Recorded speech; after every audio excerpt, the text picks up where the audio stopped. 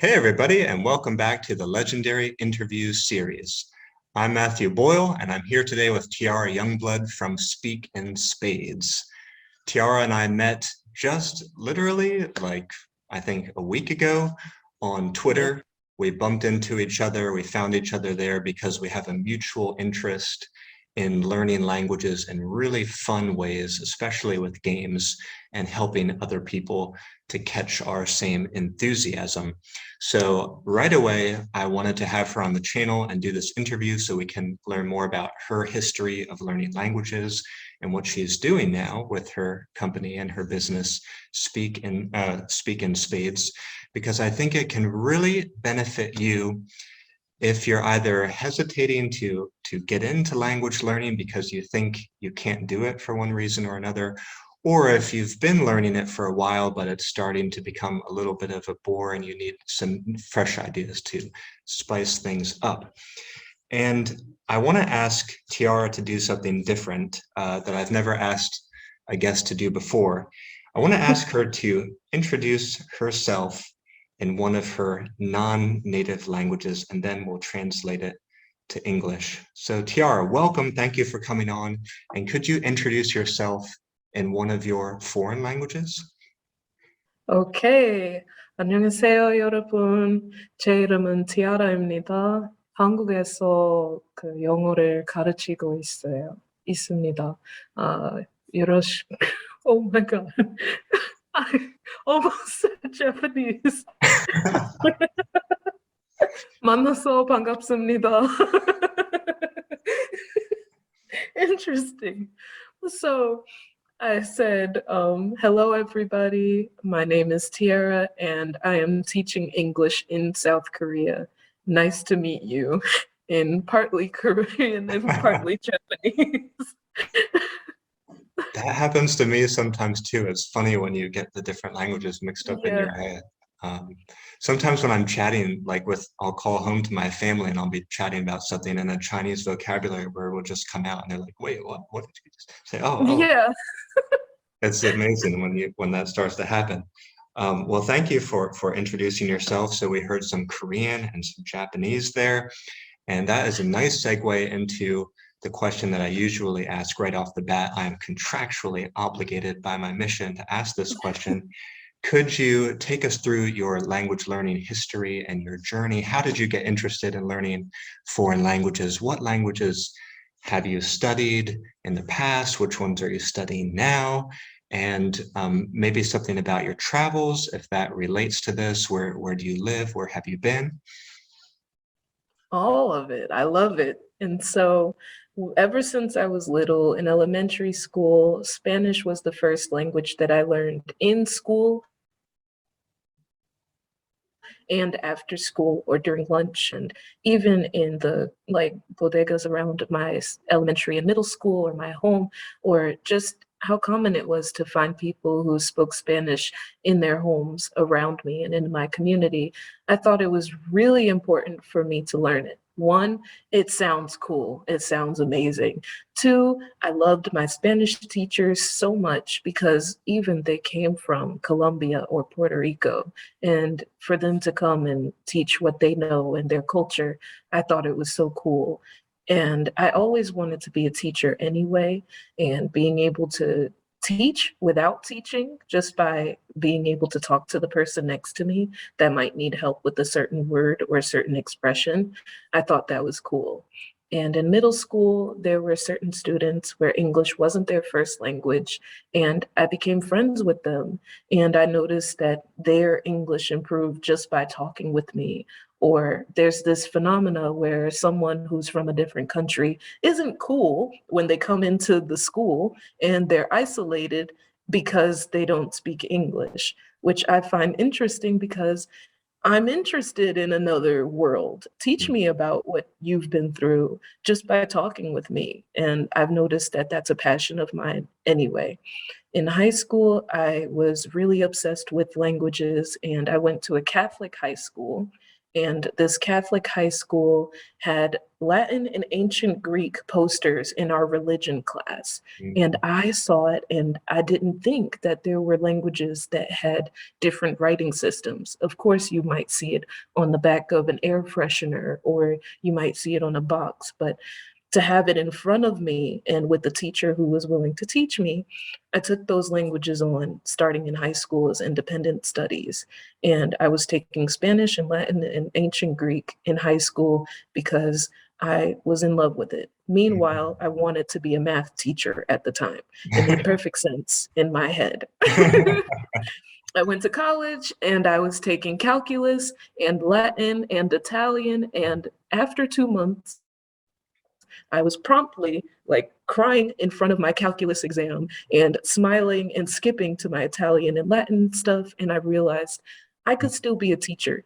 I could just be a different kind of teacher. And telling my mom that I wanted to change from a math major to a Latin and ancient Greek major, it took a couple of days for us to be okay with that. But I studied Latin and ancient Greek in college, and linguistics was my minor, and it was so close to being my major. And I really loved everything about every aspect of language learning.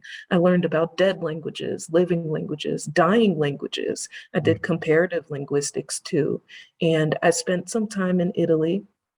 One semester, I studied Italian, and I also volunteered there to really get a sense of the immigration issue or the water issues that they had there at that time, especially. And it might still be going on, but I learned a lot by being there too, and how important it was to interact with people in their language to get a sense of like sharing cultural differences and similarities.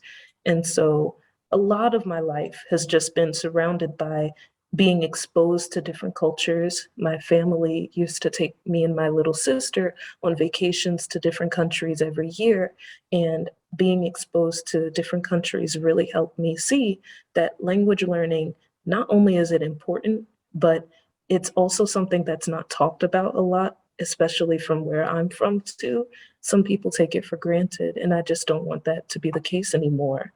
Because as we've seen with coronavirus too, there's so many ways that we are becoming more connected on the internet and in social media, and being able to understand others from a cultural and language perspective could be more important for us in the future than we imagined before coronavirus too.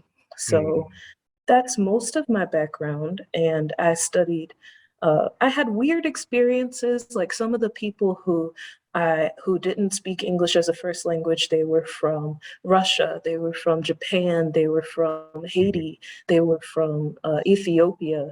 And I can't remember some of the things that I learned, but at that time, it was important for me to at least learn how to greet them, or some common phrases that they would really like to express themselves in.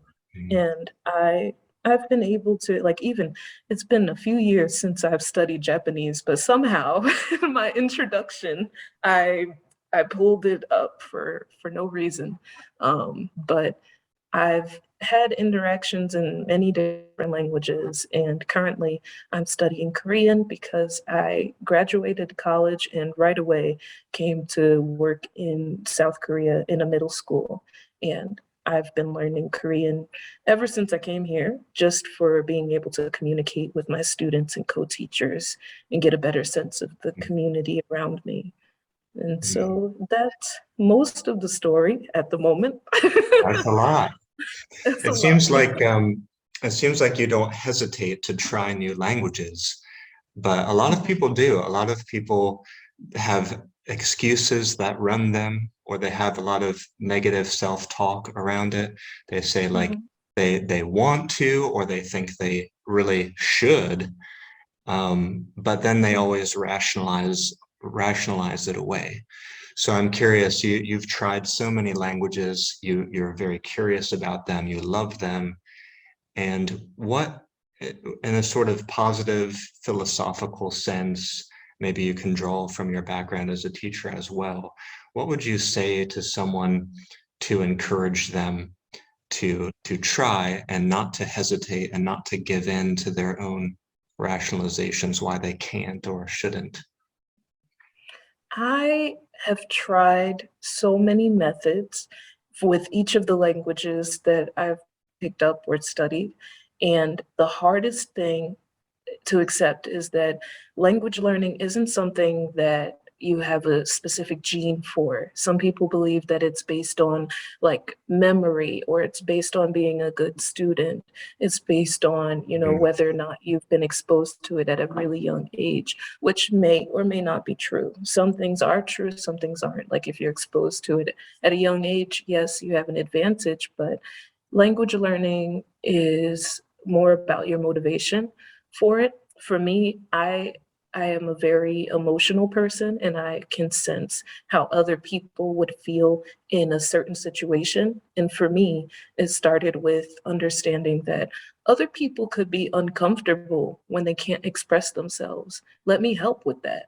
And so it started from being curious about some of my friends, or even, like I said, my teachers who sometimes couldn't express themselves in English as much as they wanted to, even though they're teachers in front of a group of students. And so it really depends on your motivation for learning those languages, mhm, and kind of fighting yourself and not being afraid of making mistakes, which I'm still learning. It mhm, takes a mhm. lot of courage, and I'm frustrated sometimes when I can't say things perfectly, or when I hear the sentence I wanted to say and I'm like, man, I studied that grammar. Why can't I still get it right? There's Yeah. so many, like, it's almost like learning a language is like fighting with yourself every time you take a step up. Mhm, If you're not frustrated with a certain aspect of yourself as you're going through the language learning process, you're not really learning anything. Or maybe you've memorized it, but you're not really using it to your best effort, or to the highest extent. Um, I just That's one thing that's definitely frustrating, but it's about courage and mhm, keeping it fun and finding something that motivates you. For me, it was thinking about putting myself in other people's shoes. And I'm quite sure I would have found another reason to have fun with languages, but that was my motivation. So it mhm, helped me jump into languages because some people don't have a choice. mhm. Well said, well said. You need to have courage. You need to make it fun. Put yourself into other people's shoes. Don't be afraid to make mistakes. I think language learning is, um, I think, and you pretty much you were hitting upon this in what you just said. I think you really struck a chord with me, which is it's you have to express yourself when you're speaking in a foreign language, and I think people don't want to be they don't want to have trouble to express what they want to say, and they don't want to appear to be stupid basically when they're in conversations with others. It's different than like if I don't play basketball and I go to try to play and I can't shoot well. I'm just like, oh guys, well, I never practiced basketball. Basketball's not for me. It's not such a big deal. I could still go and play and have a little fun, but it's a little bit Mhm. different when you're speaking. Like the ability to express yourself and talk is really intimately bound up with our self-image. And so when you can't say what you want to say and people are staring at you, waiting for you to talk, or they're not giving you the time of day, like I always love when I meet people in China who will patiently listen to me as I'm trying to get my sentence out, whereas Yes, others, they're just like, you get 2 seconds and they're gone. So right. people don't like to feel that. You really feel affronted personally, like when you Mhm. when you can't hang with others in conversation. It's like you feel like you're really dumb. Mhm. It's so true. And it's happened over here too. Like there are some people that they're really encouraging, and there are some people that are just like, come on, when are you gonna finish? Mhm. And it's like, I'm trying. And that's what matters. You kind of got to tell yourself that, like, Yeah. even if the other, sometimes too, and this might be the same for you, I'm sure it's the same for some people, the other person's not rushing you, or the other person's not thinking anything negative about you Mhm. taking time. But in your head, you think, if I don't say it perfectly fast enough, then they're going to lose interest, or they're going to get annoyed with me. But if we look in ourselves and if someone else is doing that to us, then the last thing on our mind is, oh, hurry up, or oh, you're making mistakes. Like, we wouldn't do that to other people, but we think that other people are like that for some reason. And it's just us trying to fight Amazing. against ourselves with Yeah, that. amazing. It's like the language learning is a mirror for our to see ourselves in. Um, Hmm. let's get into tactics a little bit. So, what are some practical things that people could do or try to get over those initial reservations they have and start to stack some small wins? Like, what would you recommend just to I don't want to say push them into the deep end, but just to kind of get them into the water, get them wading in the water. What could they do that they would start to see like, oh, I think I can do this? Well, the first thing too, which we kind of tackle in this website that we'll talk about later, Mm, is really figuring out what makes you happy when you complete things. Is it about time? Is it about finishing a certain task, like finishing a song, or being able to say you listen to something for 30 seconds? Some people are inspired by checking things off of a list. And some people are happy when they can flip things in a book and see how far they've read or how far they've mm, like done something in a workbook. And some people need to put their money where their mouth is in order for them to finish a challenge and say, look at what I did. mhm, There's so many ways to kind of motivate yourself in that way in the beginning. mhm, Some people, they're really just so in love with a certain language and they jump into everything right away. And they don't really think about what makes them the happiest when they reach their mm, goals. And that's something too that they can kind of use to keep something steady and also think about like what activities you like or what activities you don't like. It kind of starts with what motivates you first. So if mhm, you're studying a song, it might not work to say, oh, I'm going to study this song for 30 minutes. What if it's a short song? You finish it in 5, you're going to study a new song. That might be too much work. Or, maybe you have a busy schedule, but you really like doing things passively. Then you don't want to say, I'm going to study for 30 minutes because you only have 10 minutes on the ride to and from work or to and from school. So would that make you upset? Would that make you feel like, oh, I shouldn't study because I don't have enough time? So if you could do things a little backwards and think about in your day-to-day life, do you have a planner? If you don't, it might not make sense to suddenly have a planner for learning a language. It's mm, just not you. mhm, If you're a person that does a lot of things like whenever you feel like it, then you might not want to start by doing a language course where you meet 5 times a day and you have mhm, to sit there for 2 hours. Because if you're having a bad day, then how do you take care of yourself?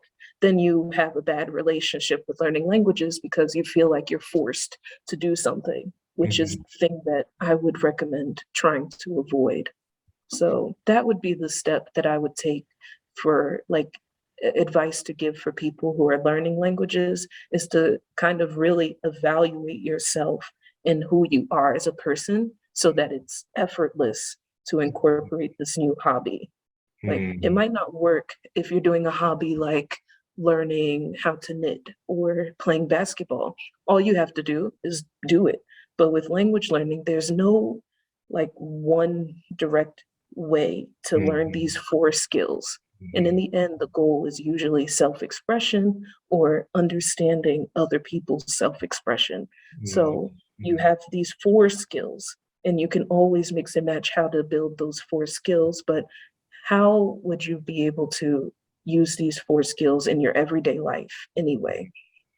Imagine you are in another country. In our case, we're lucky, but some people might not be in another country. But if you were to switch what you do every day at work or at school, and imagine you're in a new country, what things make you happy? What things make you sad? And what things at the end of the day make you feel like, I did it, and I'm glad I did it this way? mhm. So it Hmm. sounds like you're saying you advocate a lot of self-reflection and Hmm. analysis in the beginning, and then really making coming up with some customized ideas that fit you better. Mhm. It's like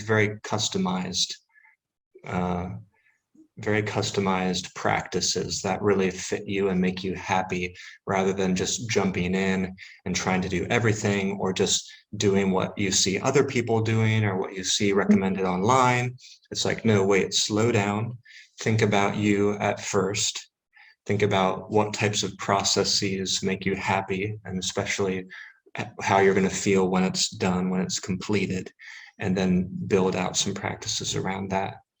hmm And even more than that, too, there's so many resources online for different kinds of learning styles, for different kinds of like time commitments, or Mhm. just there's so many resources online and in person. If you step outside, I'm sure someone has a different resource that they're using for their language learning process. And you Mhm. could take their advice and just right away do it for yourself. But what if you don't like it? A lot of these resources are paid for. Or what if you feel like, I have this feeling a lot personally, which is why I decided to create a platform to talk about it. Because with Korean, most of the big resources I used, like Duolingo or 90 Day Korean, well, actually, I'm not sure if I should mention the names of these things, but either way, like I've used so many resources, some paid for and some for free, and I've never stuck with those programs. I've never seen the bottom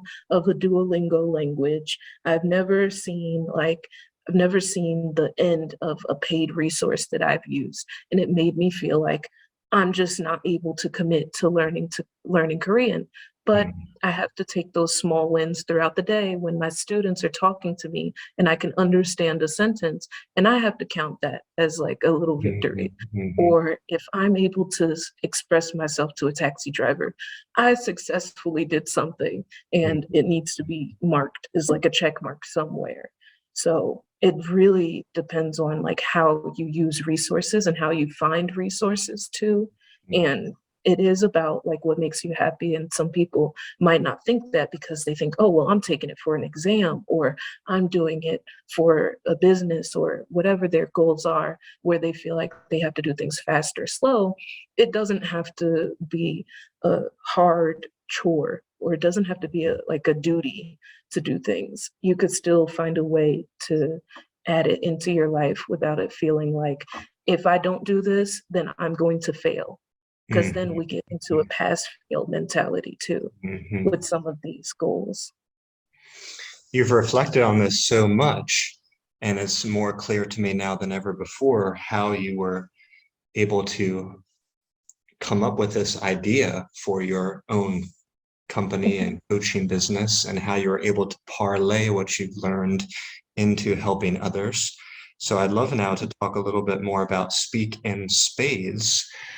Can you tell us what does the name of that mean and how did you come up with this idea? I think people are really going to be interested in this part of the conversation because we do have some people who are interested in the merger of language learning and entrepreneurship.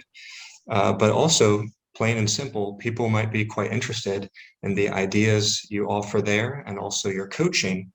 So yeah, tell us more about Speak in Spades. I'm really excited about this too because I'm also at that intersection of language learning and entrepreneurship. For Speak in Spades, I came up with this name because I have an addiction to playing cards and learning languages.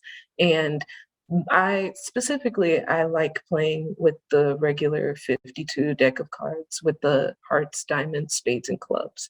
I carry a deck of cards with me in my book bag every day to and from work for no reason at all. I never take it out. Sometimes if I'm by myself, I shuffle the cards in my hands. It just keeps my hands busy. And when I'm at home, I think about playing with my friends. Like I'm a really introverted person, so I've learned, but one thing that my family used to do all the time is play card games. We had different board games and we played with those too.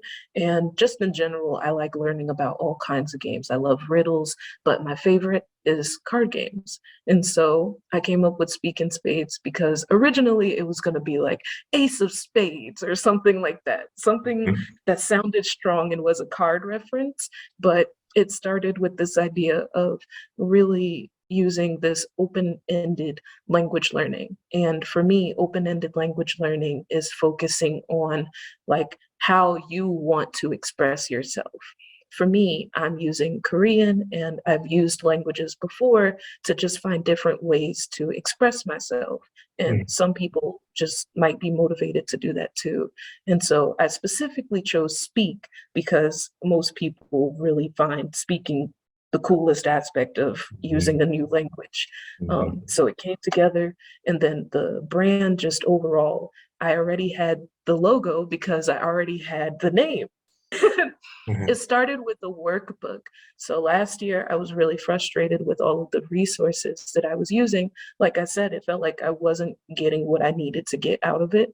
And I wanted practice time. Like I wanted a place where I can write out what I think makes sense, go to someone else and say, hey, is this common? Like how else can I say this? How else can I express myself?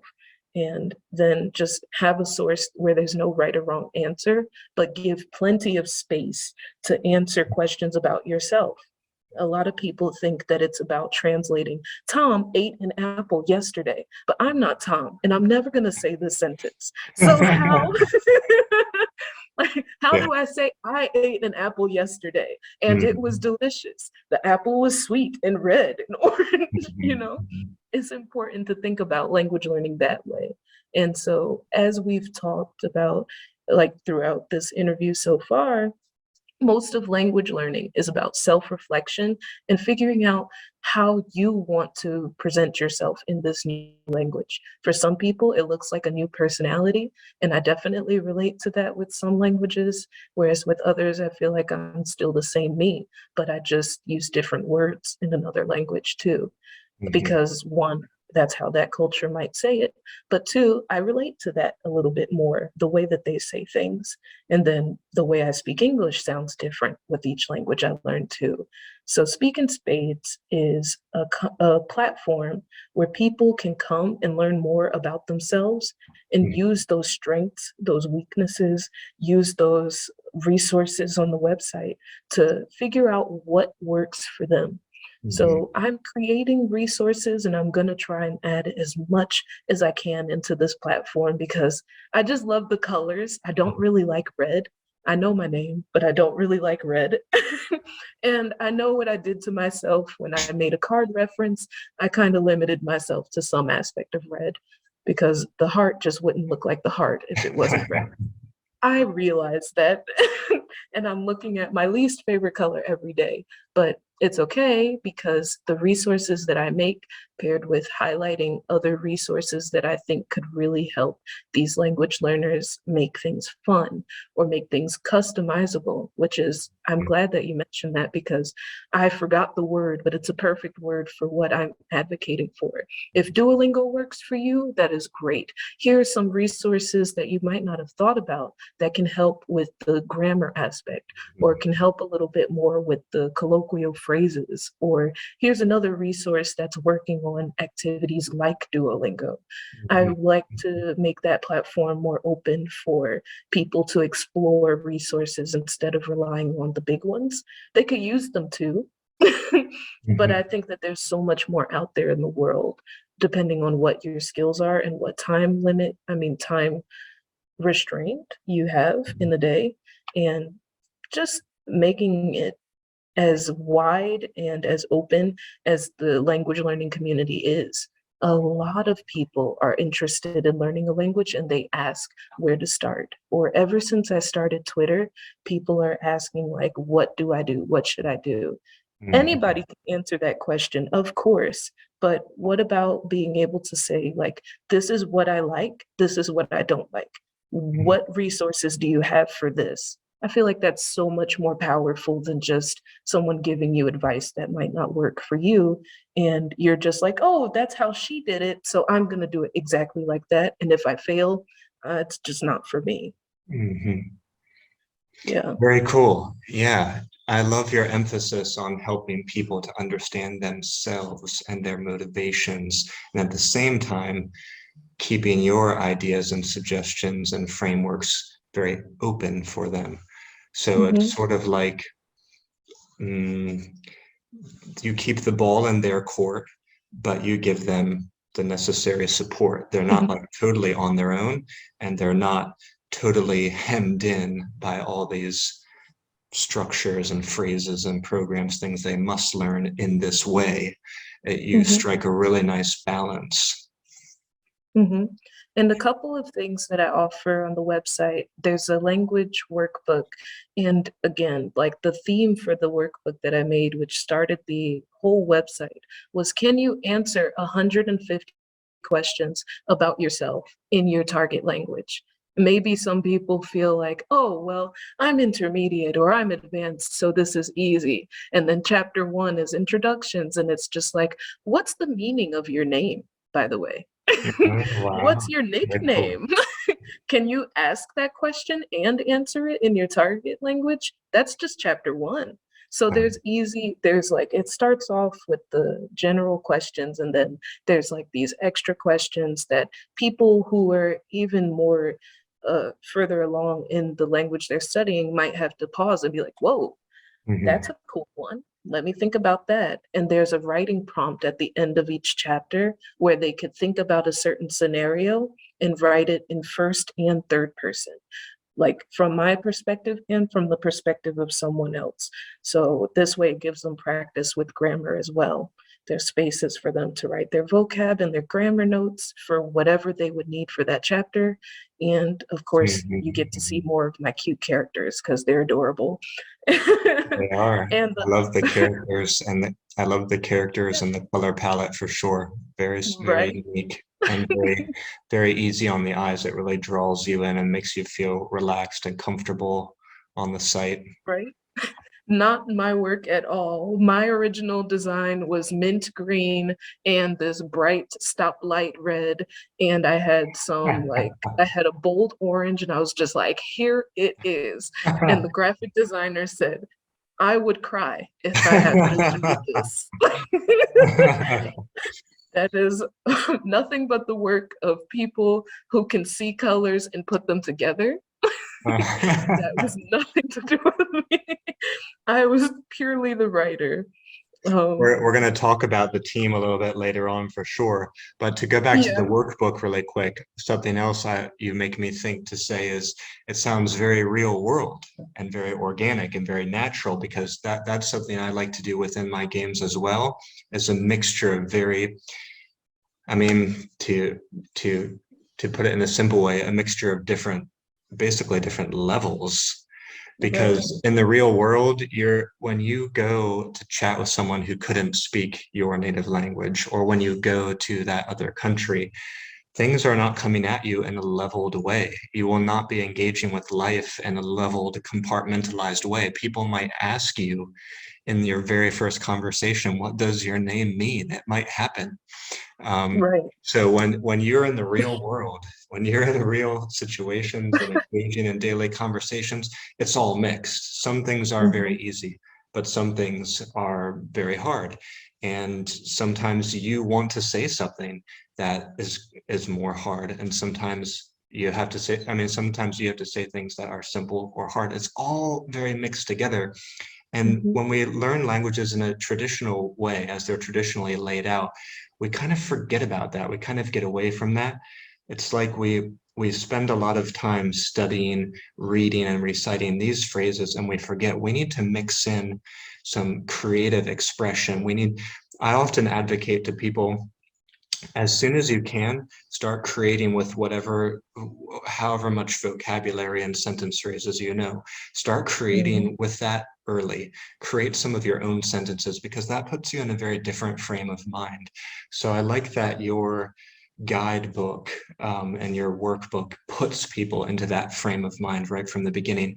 Some people, I mean, maybe they won't like that as mhm. much. Maybe they'll feel a little like kind of thrown in the deep end a little bit. Yeah. They might with some of my games, it's the same, but people like Mhm, me would really love that. So I think it also, for better or worse, people really need that.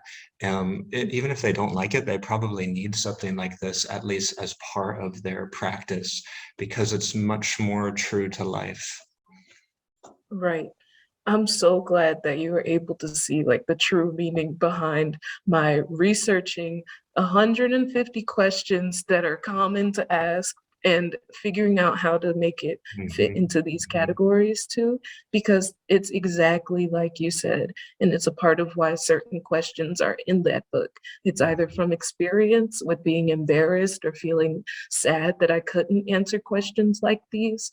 And again, having it mixed and being able to have space where maybe there's more than one way to ask these questions. In mhm, certain books, you might get just one way to express this question or answer, and then you might get a different resource that has five other ways to say it. So here's a space where you can take notes of all of the ways that you've learned to ask these questions and answer these questions and get mhm, feedback, because these pages, there's no answers. So you can do language partners, or you could take a picture and share on social media and have people give you feedback on these things. And mhm, that's a way for you to make this a more structured language learning conversation than how do I say what's your name in mhm, Spanish? You mhm, might get 12 different responses, but if you can show what you're thinking about and someone else says this is another way to say it, that's more productive too. So I mhm, made it just from the core of all of the work and experience that I've had as a teacher, as a student, as a just in the world learner, and as a struggling learner. mhm, These are some real life questions that I feel like people want to be able to express themselves in at certain mhm. levels of their language learning process. And so it's amazing that you picked up on the true meaning of how frustrated I was to create a resource related to this issue. Mhm, mhm. Yeah, and something to add to that, I think another advantage of this is usually when, well, let's say a person's interested to learn a language at first and they do get going successfully, they don't really have hesitations or reservations about it. Usually that initial enthusiasm carries you through memorizing all the usual typical first few phrases. Mhm. It's learning how to get outside of that box and create or construct something novel that people get hung up on, right? So Right. I often think about this too with the games. It's like you very likely you already know how to say those things. So I'm not going to Mhm. focus on that too much in my resources. I'm going to try to get you out of that comfort zone and explore and create and show you there's so many other things we can talk about, and they will be coming at you. They will come to find you. Yeah, for um, sure. so you have a bold vision, but I Mhm. also think it's a very good vision and a very necessary vision, something that needs to be birthed into this world. What's been the greatest challenge for you so far? Because as I think, I mean, if you're Mhm. anything like me, when you start off on an entrepreneurial venture like this, it can be a little lonely at times, and you may doubt yourself and maybe sometimes have to convince yourself not to just delete everything and give up. So let's jam for a minute on our biggest challenges. For sure, the biggest challenge is when you start with a small idea and you get the ball rolling a little bit and you're able to see some progress on your Google document. Like for me, the website planning and all of the writing in the website, creating the quizzes, it ended up being over 100 pages on a Google document. Wow. And not being able to see it on a website because I am relying on a graphic designer to help with Mm-hmm. creating it, and just every day being on calls or doing the late night thing or the early morning thing because of the time difference too. The hardest part is like learning on the go that you're never going to be comfortable with the things that you're producing, because you're either going to have to rely on someone else in some ways. Like I could have spent time to learn about color theory or how to create a website, or I could keep focusing on this one lane and let someone else take the wheel. Some people, they're able to do it by themselves if they have the skill set, but maybe later on down the line you have to rely on someone else for something else, whether it's marketing or whether it's just getting advice on whether this product is useful or not, or how it could be better. It requires a team, and it requires constantly getting constructive feedback. So positive feedback is hardly going to be a part of the feedback you get. It's either Mhm. 80 or 90% constructive feedback. I don't like using negative, but then there's a 10% that's like, just keep going. And Mhm. you got to be inspired by the 10%, the 1%, the Mhm. 0.001% of the positive feedback that you get to remind yourself, like, okay, the work that I'm doing right now is going to help someone else. Just put it out in the world and keep working on the things that you need to grow your business. As an entrepreneur, now feeling weird saying that, but you know, I learn one thing, there's five more things to do. And you Mhm. want to take a vacation, you want to take a break, but then if you do that for a short time, then you're just like, I can do it next week. Mhm. Mhm. Mhm. And you run the Oh risk of man. someone else having that idea and not being able to do it exactly the way that you planned it.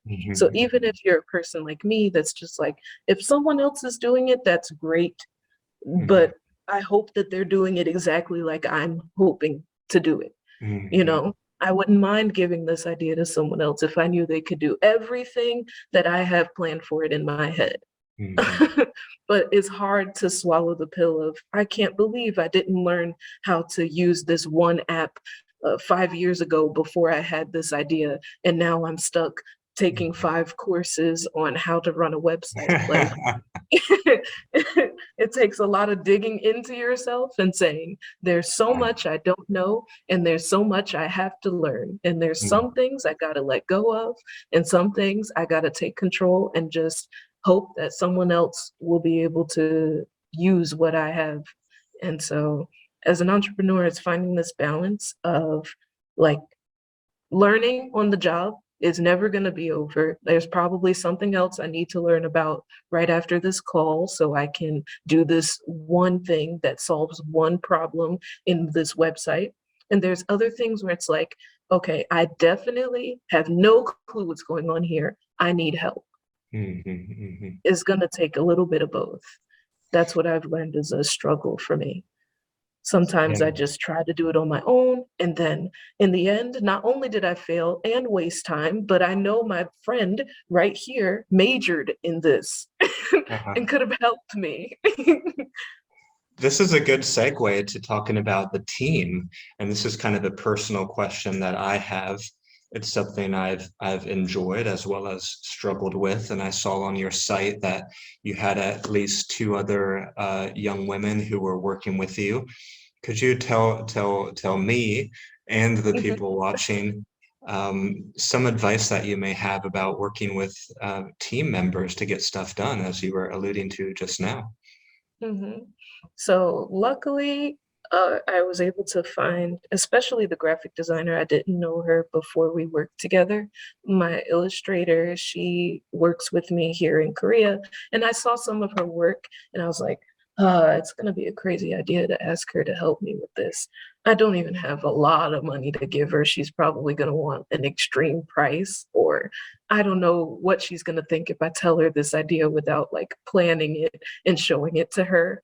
And, she joined the team immediately. I don't know. She was crazy. She was just like, yeah, whatever you say. You say you need characters? I already made them yesterday. And I was like, cool, I don't have to worry about it. And the graphic designer, I met with her online on Facebook. Like, finding teammates or realizing what issues you need addressed that are out of your field, that part is something that really helps with adding members to your team. Because, for example, I could have the illustrator and I could just say, I just need 4 characters.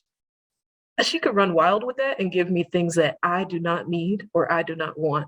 Mhm. And Mhm. having a clear idea of what you need and what you want for the product you're creating or for the content that you wish to see in the future, that really helps with working in a team. If you give people a really broad idea, they'll take it the way that they heard it. And it's Mhm. not the way that you heard it and the way that you said it. And so it takes a lot of again, I feel like everything about me is about self-reflecting, but when you know exactly what you want and what you need and you give it to the team member, you have to trust that they heard you and triple check and then trust. Uh-huh. Did I hear you right? You said 13 inches. And I'm like, yes, 13.1 inches. They're like, oh, did I hear you right? 13.1 inches. And I'm like, yes, before you work on this assignment, make sure that you have measurements for 13.1 inches. Please and thank you. Have it done by this time so we can make a rough draft and then work on it from there. It's a lot of being organized and having a sense of what you want and need.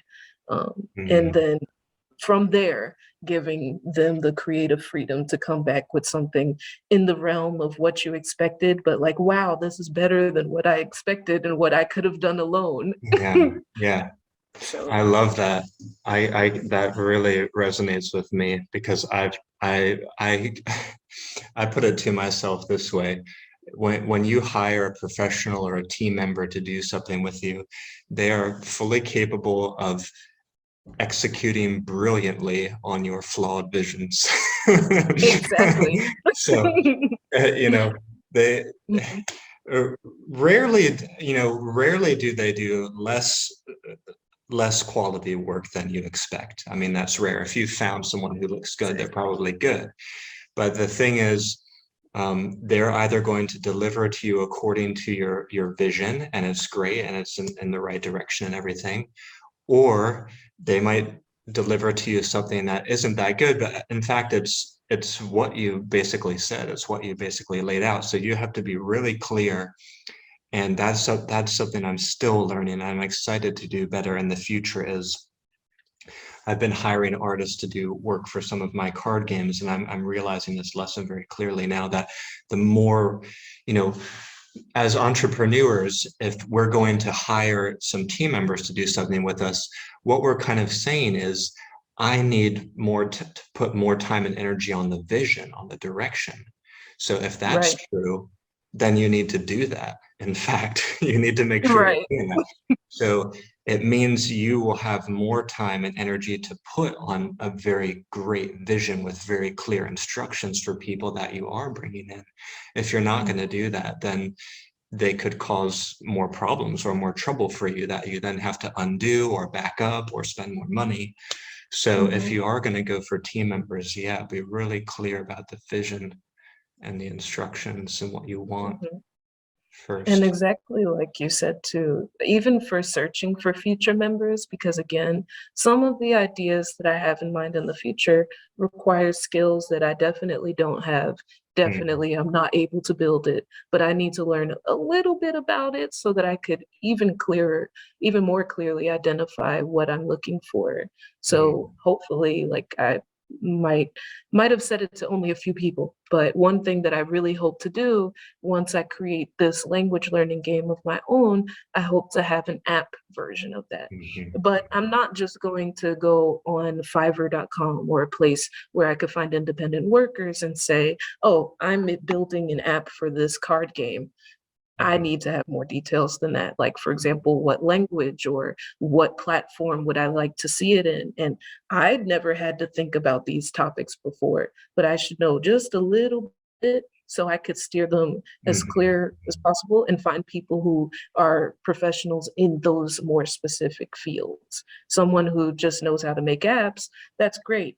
They can make games, that's great. But if they need to use a specific language for creating that app in order for it to function for what I'm doing with playing cards versus just a quiz game, then I need to be able to articulate that. So the person on my team, when I give them clear instructions after I hire them, is like, this is what I want, and I expect this. It kind of Right. makes that process really smooth too.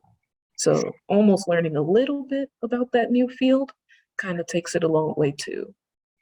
Yeah, and just to spell this out for the people watching, so they don't miss the larger point we're talking about here also is the fact that as an entrepreneur, you have to do so many different types of things, and that can be very fun, but sometimes you actually can't do it all, or it may hamper you to try and do it all, even if you want to. So growing that skill set to work with others is really going to be key. And in my early days, because I really love creativity and I really love artistry and I really love creative control. I loved and I tried to do every single thing by myself. But after a couple of years of doing that, I stepped back and I said, if I keep doing it this way, it's going to take me many more years to put out every single game.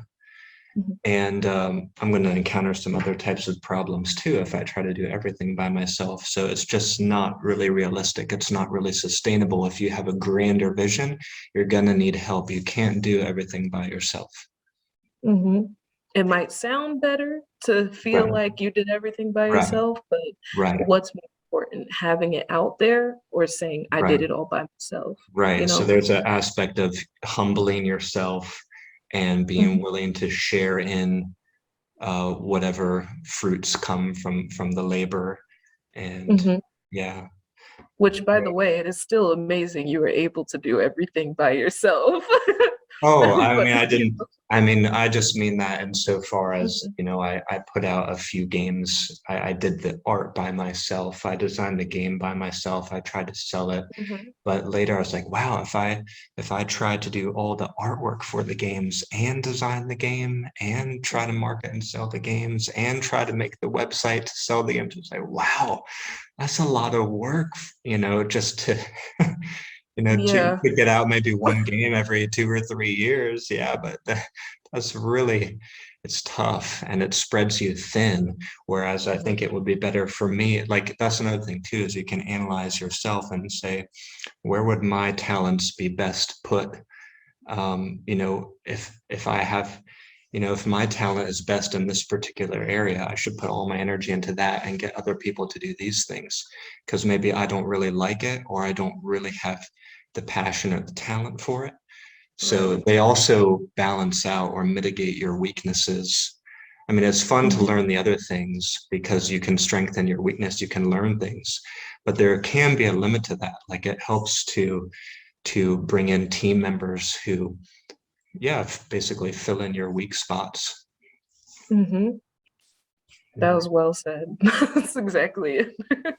Let's talk about the card games for a minute. So this is Mhm. another really funny and amazing thing. It's just kismet that we collided and both instantly started sharing our love of card games for language learning. So that's something I talk about a lot on this channel, obviously. But for you, from your perspective, why are cards and card games beneficial for language learners? If there are people in the world, even throughout Corona, that are still interested in having physical versions of card game, I mean, of any game, not just card games. Like for me, I still feel like physical versions of games really Mhm. help out. There's an app for Uno, I know it. But if I could take out a deck of cards and shuffle them, it's something about just that small thing that makes me more inspired to even play Uno. And so if there are people out there that really like the board game, card game realm. Card games are really portable. You can have them. Like I said, I have them in my bag, ready at all times. If someone wants to play on the bus, give me 2 seconds. I can play on the Mhm. bus. I like the idea that card games can be in your hand, like physically. It's something about it that might psychologically match some people listening to us right now, because yes, maybe we could make a board game out of it, but you can't carry it with you everywhere. And you might have to make an event out of it more than making it something that could be quick and fun and easy. Or if it's longer, all you need is a table and a group of people ready to spend a couple of hours on an activity. So card games for me, using it for language learning is so special because what do people want, especially these days? Something that can be interactive and quick and easy access. And Mhm. cards are right next to apps as far as something that you can have with you as a memento for your language learning journey. And Mm, so, even like both of us, we know the importance of having visuals, not just for the marketing aspect too, but some people might really like the art to the point where even if they're not playing it, or even if they're not using the resource right away, something about it just draws their attention. And then eventually they'll use it for the purpose that we have in mind. There's mhm, so many ways to think about having something that can tangibly be in your space and be a mhm, reminder of something that you were once interested in, even if it's only the mm, art, even if it's only the cards, even if it is about the language learning aspect of it. It can mm. kind of slowly creep into their heads and be like, this is a way for me to learn languages. Not brainwashing, but in a sense, strongly encouraging that it can be a part of your life because you already bought it. It's already in your room. you know, I love that. I find this very reassuring. I think I'm going to rewatch this interview many times. really. And I want to tell people watching, I didn't pay her to say this. yeah, There's no yeah, affiliation, no even commission. more. Yeah. For everyone to know, I found him and I've immediately was like, I like this. And we have a similar mentality. I love playing card games to learn languages, and it's tough to find people sometimes. I think sometimes people like us are not the type to be broadcasting ourselves on social media, so it makes it hard for people like us to find each other and connect, but we're out there. Mhm. Yeah. And then there's just a small community becoming bigger from this experience. I hope so. I hope so. Before I Mhm. ask my last question, this has been fantastic. I feel like we could talk all day. Thank you so much for coming on. But before I ask my last question, where can people find you online? How best can they connect with you or reach you if they want to learn more about your services, your products, and what you do? For sure, the most resourceful resource is the website itself. The website has most of my creative content that I am hoping to move into my social media platforms. For now, it is called www.speakinspades.com. And one of my friends said to me, be very clear that it's in spades and not and spades. And Hmm. I didn't think of that as an issue. However, speak in spades.com. Speak in spades. And correct me if I'm wrong, that phrase in spades, it means that you have something in abundance or you have a Right. great level of something. So for those of you who might be wondering, or maybe you're learning English, maybe even if you're a Mhm. native English speaker, that's the meaning of that phrase, to have something in spades. Because actually, when I first saw your name, Yeah. I thought of poker because I like poker. I grew up playing poker. Spades is often the highest level suit in a lot of Mhm. poker games. So, like if you have a similar level of hand, the spade suit is highest. So when I Mhm. saw your stuff, I was like, "Oh, I'm a spade." I was like, Exactly. I'm gonna, I'm afraid to take the quiz actually because I'm afraid it's gonna tell me I'm not a spade. You're a very empathetic, warm heart. I'm like, oh, I want to be a spade, but no, I'm gonna take the quiz. I'm planning to take that quiz. I think it's a really fun idea to let people find out which suit are they and Mhm. match their style for the language learning. So that is fun, and we'll put links to Tiara stuff down below, guys. So check that out in Mhm. the description. And my last question is what I typically ask all my guests, and that is, what would be your biggest piece of advice for language learners to take away? I mean, language learners of all stripes. Um, Mhm. what do you want to say to all the language learners watching about their language learning? For language learners, you are enough. And I feel like there's so many other phrases that would make more sense. But if there's a learner who might be just like me, sometimes you get so frustrated with the language or so frustrated with not having enough time to learn the language or not being inspired enough to learn the language or just not feeling like you want to study the language right now because it's too hard or because it's just not matching with what you have in your head. You can't say exactly what you want to say. You are enough. You can keep going.